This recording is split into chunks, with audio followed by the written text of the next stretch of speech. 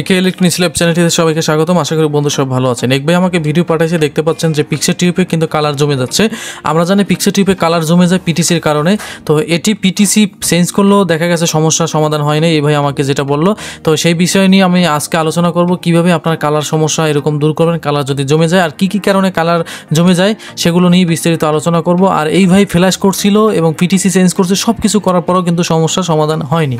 তো সেই নিয়ে মূলত আজকের ভিডিওটি সম্পূর্ণ দেখবেন, আপনারা অনেক কিছু শিখতে পারবেন। আর সামনে এলইডি টিভি, সিটি টিভির ভিডিও পেতে অবশ্যই চ্যানেলটি সাবস্ক্রাইব করে বেল আইকন অন করে রাখবেন। চলুন ভিডিওটি শুরু করা যাক। পিক্সেল টিভিতে যদি কোনো রকমের কালার জমে থাকে সেটির কারণ হচ্ছে আপনারা প্রথমেই দেখবেন যে বাচ্চারা বা আপনারাও কিন্তু ভুল করে কিন্তু সিটি টিভির পাশে বেশিরভাগই আপনারা কিন্তু বিভিন্ন ম্যাগনেটিং এবং এমপ্লিফায়ার সাউন্ড সিস্টেম কিন্তু আপনারা রেখে থাকেন।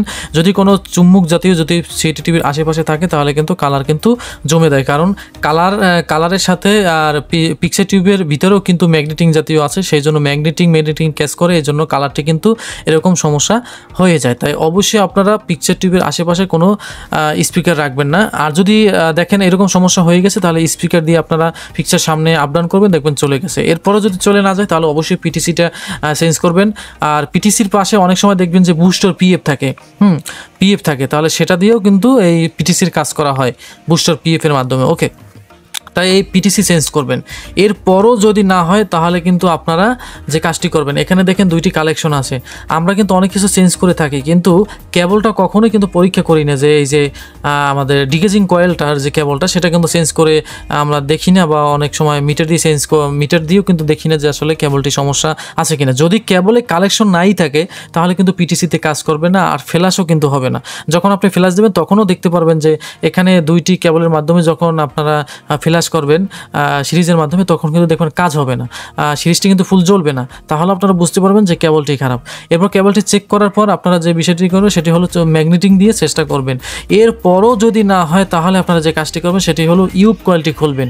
ইউব কয়েলটি দেখেন এইরকম ইউব কয়েলটি খোলার পর আপনারা ভিতরে দেখবেন কোনো ময়লা আছে কিনা। আর ইউব কয়েল যদি আপনারা একবার খোলেন, দ্বিতীয়বার যদি লাগাতে চান তাহলে কিন্তু ইউব কয়েলের জন্য কিন্তু কালারটি সমস্যা হয়। কালার যদি না যায় তাহলে ইউব কয়েল আপ ডাউন করবেন, ঘুরাবেন আর ময়লাটা পরিষ্কার করবেন, ভালোভাবে লাগাবেন আবার, তাহলে দেখবেন কালারটি কিন্তু সরে গেছে।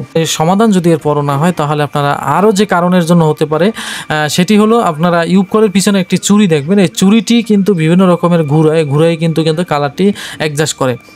এই চুরিতে যদি সমস্যা হয়, কালার যদি অ্যাডজাস্ট না হয় তাহলে এই চুরিটা অনেক সময় দেখা গেছে আপনারা বিভিন্ন খুলতে গিয়ে ঘুরিয়ে ফেলেন, সেই কারণে কিন্তু অ্যাডজাস্ট হয় না।